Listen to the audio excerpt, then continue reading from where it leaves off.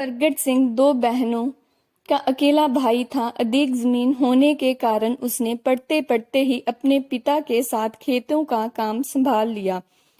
वह गांव में पुराने घर में रहते थे। कभी कभी नया घर बनाने की सलाह बनाते, लेकिन किसी न किसी तरह की रुकावट आ जाती। पहले इसकी शादी करने के कारण नए घर का निर्माण नहीं हुआ, फिर उसकी बहनों के लिए दूसरे देशों के अच्छे लड़के मिल गए। उनकी शादियों के कारण घर नहीं बना सके। उसके बाद माता पिता बीमार रहने लगे। उनकी देखभाल करते हुए नया घर बनाने का सपना मन में ही रह गया। प्रगट सिंह का लड़का 9 साल का हो गया था और लड़की 7वें साल में थी। माता पिता का 6 महीने के अंतराल पर निधन हो गया। वह अपने पीछे इतनी जमीन और संपत्ति छोड़ गए थे कि उनकी मृत्यु पर बहुत बड़ा खर्च किया। प्रगट की माता जी की मौत उनके पिताजी से 6 महीने पहले हो गई थी। तब प्रगट की पत्नी निम्रत ने अपनी नंदों से नया घर बनाने की बात कही और कहा था, बहन जी, भगवान की दया से अब आप अगली बार बाहर से आएगी तो हम एक बड़ा सा नया घर बना लेंगे। जब हमें पुराने घर में रहना मुश्किल लगता है तो आपको कितना मुश्किल लगता होगा। उसकी नंदों ने जवाब दिया, हाँ भाभी, वैसे तो हमारा जन्म और पालन पोषण यही हुआ है, लेकिन अब हमें बाहर की सुख सुविधाओं के हिसाब से रहने की आदत हो गई है, इसलिए अब हमें पुराने घर में रहना मुश्किल लग रहा है। आप 6 महीने बाद घर बनाना शुरू कर देना। छोटी बेटी ने अपनी भाभी की सहमति जताते हुए कहा।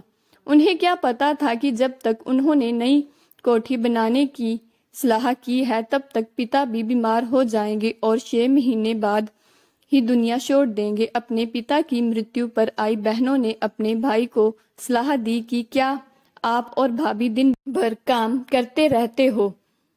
आपका मजदूरों के साथ खेतों का काम समाप्त नहीं होता और भाभी का मजदूरों का खाना बनाने का चूल्हे का काम खत्म नहीं होता। अब पिता का भी सहारा नहीं रहा। हम चाहते हैं नया घर बनाने का रास्ता छोड़ दो। आप परिवार सहित आप कनाडा की फाइल लगाओ और जमीन को किराए पर दे दो। उनकी यह बात दोनों पति पत्नी के दिल को लगी। कुछ महीनों के बाद उन्होंने अपने और बच्चों के कागजात भरे और अपने परिवार के साथ कनाडा के लिए आवेदन किया, लेकिन उनको वीजा नहीं दिया गया। वह बहुत निराश हुए।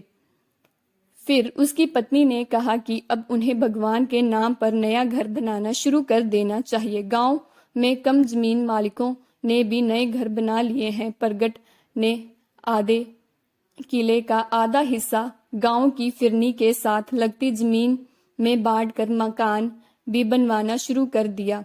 घर की नींव खड़ी कर बाकी दीवारें भी 4 फीट तक खड़ी कर ली। निम्रत को इंग्लैंड में रहने वाली उसकी छोटी ननद का फोन आया। भाभी, मैं पूरे परिवार को कुछ शुभकामनाएं भेजना शुरू कर रही हूँ। तुम 2 महीनों के लिए अपने कागजात भरकर मेरे पास आ जाओ। इससे आपका दूसरे देशों में निकलने का रास्ता खुल जाएगा। निम्रत और प्रगट ने उसके कहे अनुसार वैसा ही किया। जिस दिन घर का लेंटर पड़ना था उस दिन उनके पूरे परिवार को इंग्लैंड का वीजा मिल गया। पूरे परिवार की खुशी का ठिकाना नहीं रहा। ग्रह पूजा करने के बाद पूरा परिवार बच्चों के साथ 2 महीने के लिए इंग्लैंड चला गया। 2 महीनों बाद वह वापस आए और नए घर का काम फिर से शुरू कर दिया। साथ ही उन्होंने दोबारा कनाडा जाने के लिए आवेदन किया। घर का बाहर से काम भी पूरा नहीं हुआ था और रंग रोगन भी रहता था। नए घर में आए अभी 2 दिन ही हुए थे कि पूरा परिवार को कनाडा का वीजा मिल गया। गांव के लोग उन्हें बधाई देने आने लगे। वह कुछ महीनों में पूरा परिवार कनाडा चला गया। निम्रत बच्चों के साथ स्थायी रूप से वहीं रहने लगी, जबकि प्रगट 7-6 महीने बाद आकर 2-4 महीने रहता था।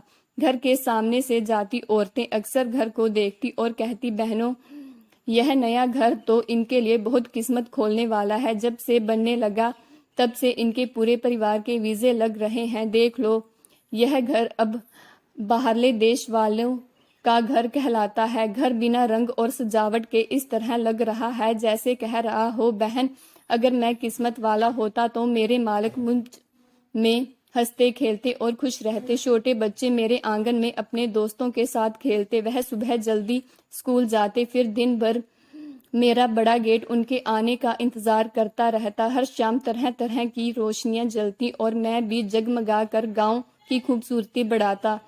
तुम्हें क्या मालूम मेरा दर्द, त्योहार के दिन भी जब गांव के छोटे छोटे घरों को सजाया जाता है तो मैं बहुत असहाय महसूस करता हूँ। दोस्तों, उम्मीद करती हूँ आपको हमारी कहानी पसंद आई होगी। कहानी पसंद आई है तो वीडियो को लाइक करें, चैनल पर नए हैं तो चैनल को सब्सक्राइब करें और हाँ, नोटिफिकेशन बेल को जरूर दबाएं ताकि अगली अपडेट सबसे पहले आपको मिले।